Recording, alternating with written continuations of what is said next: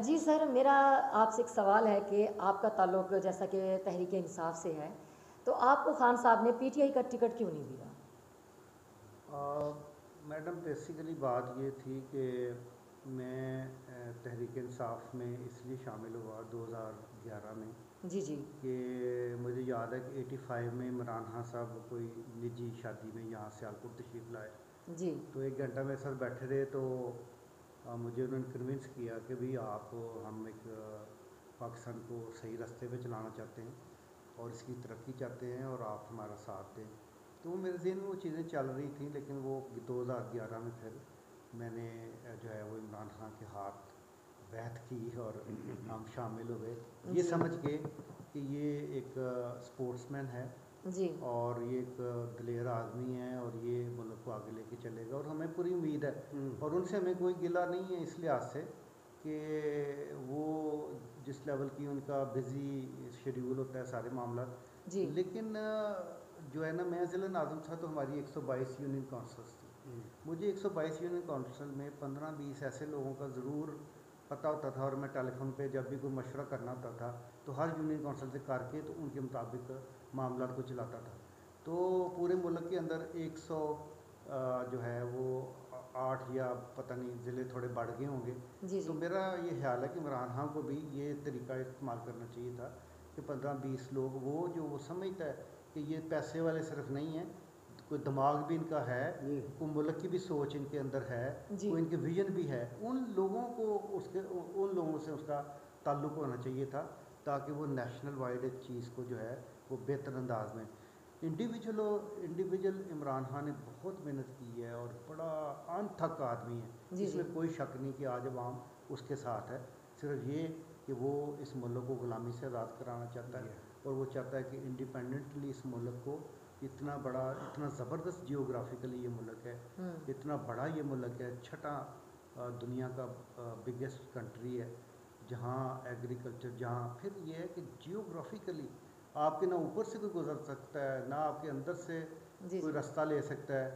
आपको अल्लाह ने इस तरह का मुल्क दिया है कि आप Russia, China, Iran, central Asian states के जुड़े हुए हैं और ईरान के ज़रिए से आप सारा फिर जो है वो गल्फ़ के जो मिडल ईस्ट के कंट्रीज़ हैं उनको कनेक्ट करते हुए और उधर से टर्की से कनेक्ट करते हुए यूरोप पहुंच जाते जी हैं और इधर से जो है वो कनेक्ट करते हुए मिस्र से होते हुए आप दूसरे यूरोप के जो हिस्से हैं उनको भी कनेक्ट कर सकते हैं। तो इतना ज़बरदस्त मुल्क आपको दिया है, लेकिन जो भी यहाँ तबका आया है स्वाय जो है कायद-ए-आज़म के बाद वो लियाक़त अली खान थोड़ा सा काम कर सके, जी जी उसके बाद तो इस मुल्क का कोई जो है ना जो भी आया उसने सिर्फ बादशाहत की है। उसने इस मुल्क को चलाने के लिए इस मुल्क का जो जिस नज़रिए के ऊपर ये मुल्क बना था उसको आगे बढ़ाने के लिए, इस मुल्क को तरक्की देने के लिए और एक इंडिपेंडेंट मुल्क बनाने के लिए बहुत कम लोगों ने काम किया। सही है। हाँ, भुट्टो ने काम किया, ये जो न्यूक्लियर पावर का, और ज़ियाउल हक साहब ने किया, उसको आगे बढ़ाया और मुकम्मल करवाया। और जो है वो अल्लाह को बेहतरी अभी शुरू हो गई इस मामले में जी कि जी पूरी कौम की एक सोच जो है वो उस पर आ गई। जो आपने सवाल किया कि जी आपको टिकट क्यों नहीं जी दिया, बिल्कुल वो ये है कि वो इतना बिज़ी इमरान खान, लेकिन उसके नीचे जो लोग हैं उन्होंने उन लोगों को सिलेक्ट नहीं किया जो उनको सही प्रॉपरली राय दें, जी सिवाय चंद लोगों के।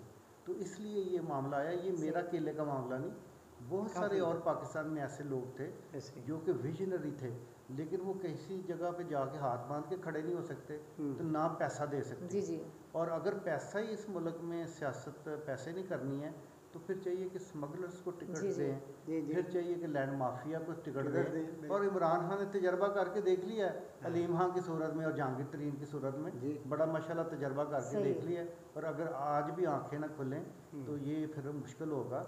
हम इमरान खान के साथ हैं सही और पहले भी हर जगह के ऊपर उसको सपोर्ट किया है, सही अभी भी हकीकी मार्च के अंदर भी उसको सपोर्ट सही। करेंगे, सारा कुछ जी करेंगे। सर, मेरा ये सवाल है कि पीटीआई अपने दौरे हुकूमत में आपके तजर्बात से, आपकी सलाहियतों से फ़ायदा क्यों नहीं उठा सकी? मैंने यही बताया कि वो बस उनके इर्द गिर्द जो लोग खड़े थे वो पैसे वाले और वो लोग थे जो पैसे के ज़ोर पे खड़े होते हैं, जिनको पता होता है कि उनका जो है ना कहीं को बात होगी तो 20 लाख दे दिया, करोड़ रुपया दे दिया, 2 करोड़ दे दिया, ये जलसा करा दिया। जलसा आप अमेरिका का निज़ाम देखें जिसकी आप मुखालफत करते हैं, वहाँ सदारती निज़ाम है। इस मुल्क में भी सदारती निज़ाम के अलावा कोई निज़ाम और नहीं चल सकता जो इस्लाम के करीब तरीन है। ये जो हम निज़ाम चला रहे हैं ये अंग्रेज़ों का छोड़ा हुआ निज़ाम है। ये सिर्फ बरतानिया में और चंद मुल्कों के अंदर रह गया, बाकी ये ख़त्म हो गया। प्रेसिडेंट डायरेक्ट वोट लेता है, उसके बाद वो अपनी कबीना सेट करता है और उसकी टांगें नहीं खींची जाती जैसे अलीम खान ने खींची। और ये जितने लोटे जो बिके हैं उन्होंने 20-20 करोड़ रुपया दे के, तो उसमें सदारती निज़ाम में ये नहीं हो सकता। और वहाँ फिर हमारे जैसे लोगों की जो है वो कदर और इज़्ज़त हो सकती है। जो विजनरी लोग होंगे और टेक्नोक्रेट्स होंगे उनको गवर्नमेंट आगे लेके आएगी और उससे मुल्क जो है वो आगे जाएगा। तो आप क्या आने वाले वक्त में पीटीआई को दोबारा इक़्तिदार में आता हुआ देख सकते हैं, देख रहे हैं? मुझे नज़र आ रहा है कि वो मुझे नज़र आ रहा है कि पीटीआई के अलावा कोई और चांस मुझे नज़र नहीं आ रहा। मैंने यकीन करें कि अपनी पूरी लाइफ के अंदर जो है वो इतना अनथक लीडर नहीं देखा जितना इमरान खान है। जी जी।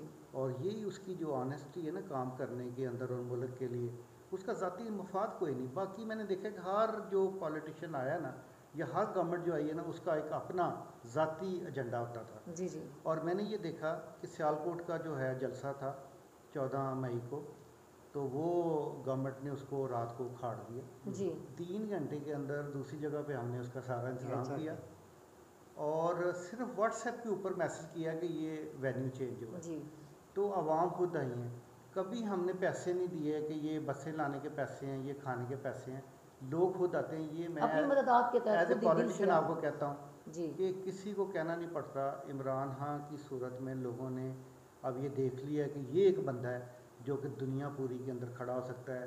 जैसे उसने यूएनओ के अंदर 15 मार्च जो है रसूल करीम सल्लल्लाहु अलैहि वसल्लम के और इस्लाम के ख़िलाफ़ जो इस्लामोफोबिया है वो दिन किया है। फिर जो रहमतुल्लाह आलमीन अथॉरिटी बनाई है जी जी। और बाकी भी वो काम अभी इंशाल्लाह पाकिस्तान के पास जो सीट आई थी कि OIC की सीट आई, 2 इन्होंने कॉन्फ्रेंस कराई जी। उसमें मुझे जहाँ तक पता चला है, मैं एग्जैक्टली नहीं कह सकता, इन्होंने मूव किया यूएनओ में कि OIC की जो है वो विटो पार होनी चाहिए। अगर फ्रांस जैसे छोटे छोटे से मुल्क को विटो पार मिल सकती है तो पूरे जो 53 कंट्रीज़ हैं मुसलमान उनको विटो पार क्यों नहीं यूएनओ में मिलती। तो ये अभी इमरान खान की मूव में अगर 2/3 मेजॉरिटी लोग पाकिस्तान में इमरान खान को दे दे तो इंशाल्लाह यहाँ सदारती निज़ाम भी, ये मेरी अपनी बात है कि सदारती निज़ाम के बगैर ये मुल्क आपका नहीं चल सकेगा। क्योंकि टांगे खींचने वाले और ब्लैकमेल करने वाले जब लोग नहीं होंगे तो फिर इमरान खान जैसा बंदा जो है वो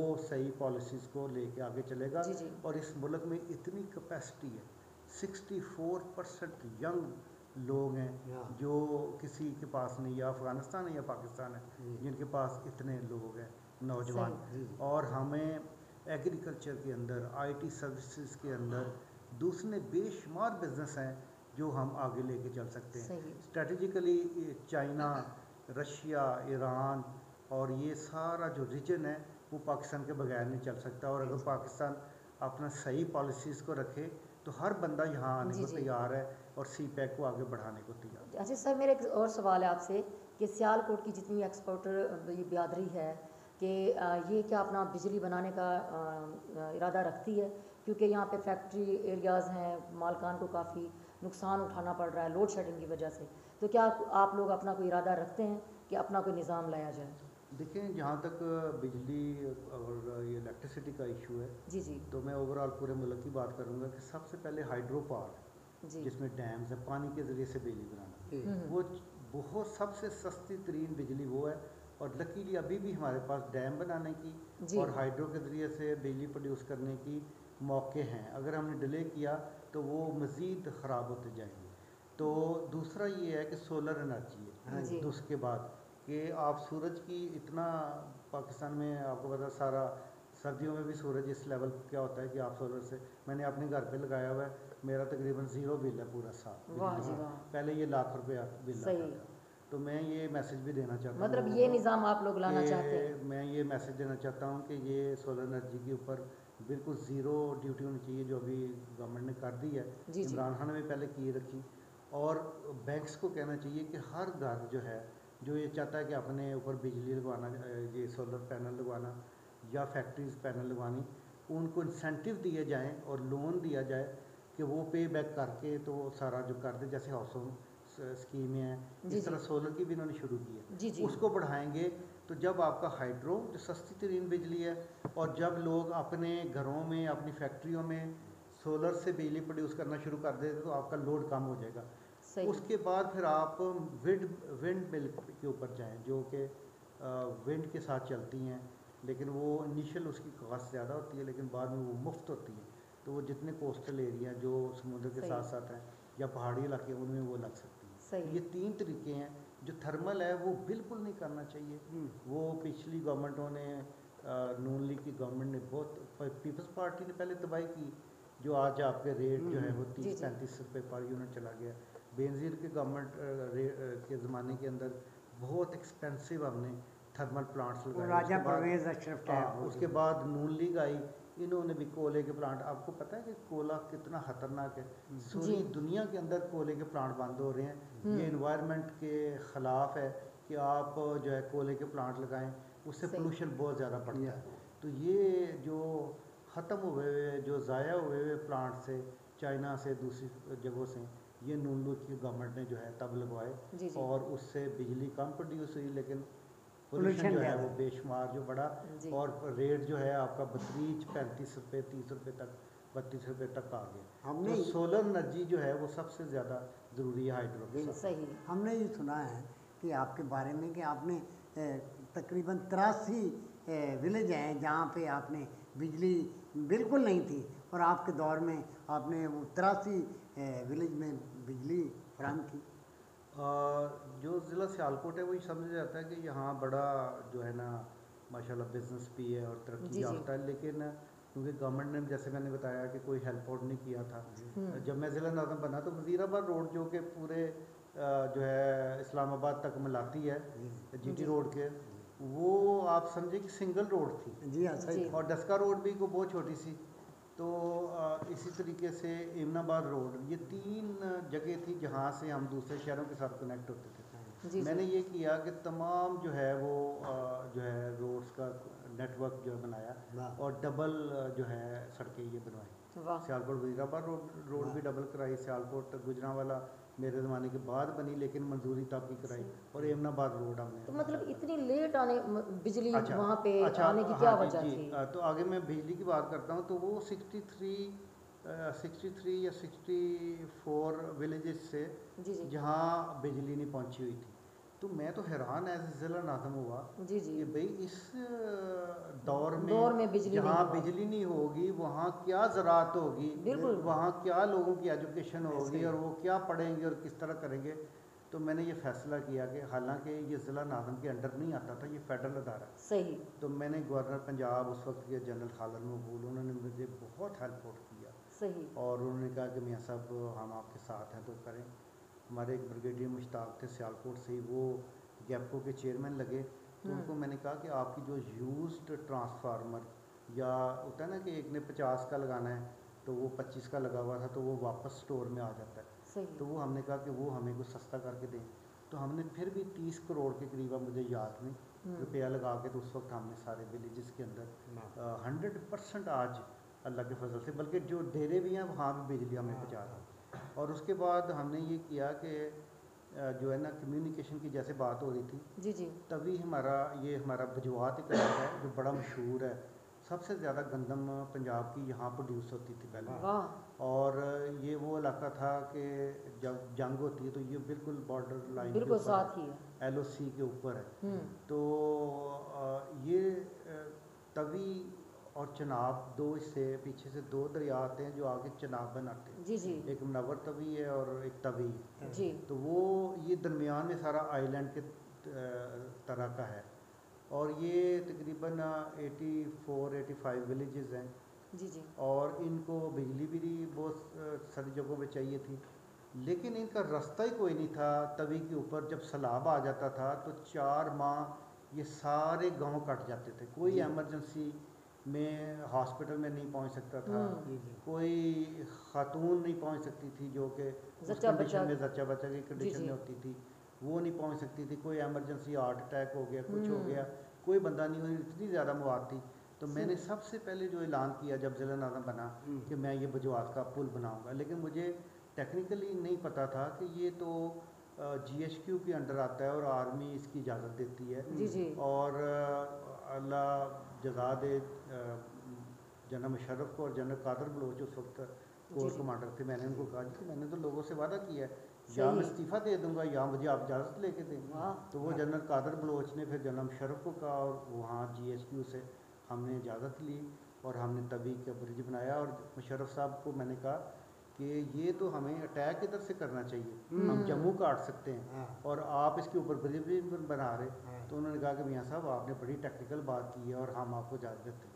सही। तो आज ब्रिज बनने से मैं ये कहता हूँ कि उन जगहों के जो 10,000 रुपया एकड़ थी वो आज 30-40 लाख रुपया एकड़ तक चली गई है वाह जगह। वाह वाह वाह और वहाँ हर जगह पे बिजली पहुँचने से एग्रीकल्चर और दूसरे मामला जो है बहुत बेहतर हो गए हैं, हेल्थ सेंटर्स बन गए हैं सही। अंदर। हाँ। और उस इलाके की तरक्की इतनी हुई है कि वहाँ के लोग खुशहाल हो गए। मैं- वाह और मैं बताऊं कि पिछली जो एस्केलेशन हुई थी, जब टेंशन हुई थी बॉर्डर्स के ऊपर, तो 35 टैंक हमारे जो हैं उसी पुल से गुजर के जब गए तो मेरे जो दोस्त आर्मी के थे, जनरल्स और दूसरे, उनको मैंने कहा कि आप देखें कि ये हमारी पॉलिसी ठीक थी ना, कि आज वाह हम जी, वाह। डिफेंस के ऊपर, जी, जी, कमाल डिफेंस कमाल। पे नहीं अटैक के ऊपर हम जा सकते हैं।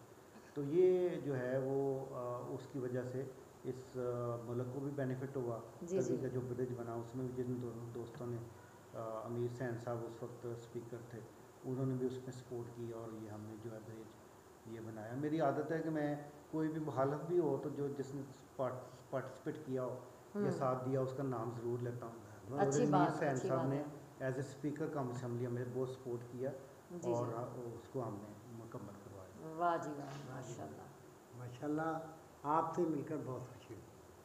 तो जी, अभी इसकी वो करते हैं।